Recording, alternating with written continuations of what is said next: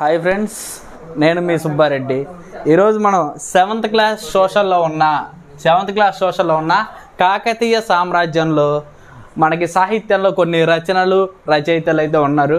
వాటికి సంబంధించిన ఒక చిన్న కోడ్, ఒక 5-6 ఉన్నాయి ఇక్కడ. వాటికి సంబంధించిన వాటిని ఎలా గుర్తుపెట్టుకోవాలో ఒక చిన్న కోడ్ అయితే ఈ వీడియోలో మీకు చెప్పబోతున్నాను. ఫస్ట్ చూడండి, శివతత్వ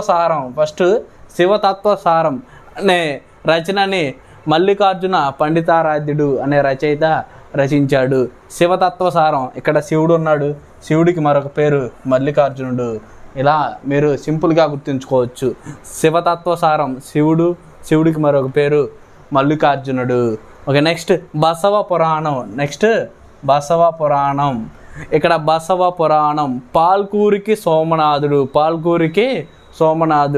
పాలు ఇవ్వకపోతే సోమాని బసవన్న తంతానని చెప్పాడని గుర్తుంచుకోండి.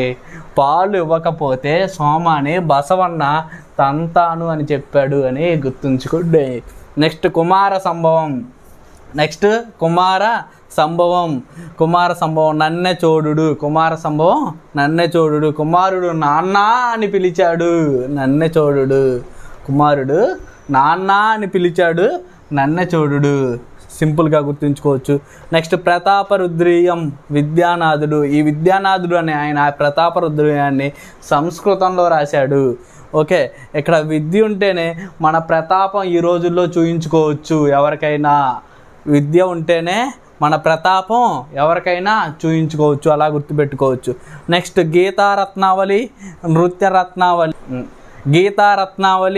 నృత్యరత్నావళి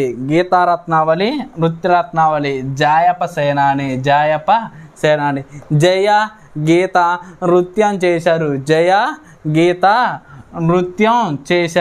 ఇక్కడ విద్యానాథుడు, ప్రతాపరుద్రీయం. విద్య ఉంటే మనం ప్రతాపం చూయించుకోవచ్చు. Okay, next Kridabhiramam Vallabharayudu. ఈయన పేరు వినుకొండ వల్లభరాయుడు, అయితే వినుకొండ లేదు, వల్లభరాయుడు. ఓకే, ఇక్కడ చూడు, వక్రీ భవనం. ఖచ్చితంగా చాలా సింపుల్గా ఉన్నాయి కోడ్లు. మీరు కూడా ప్రాక్టీస్ చేయండి, గుర్తుపెట్టుకోండి.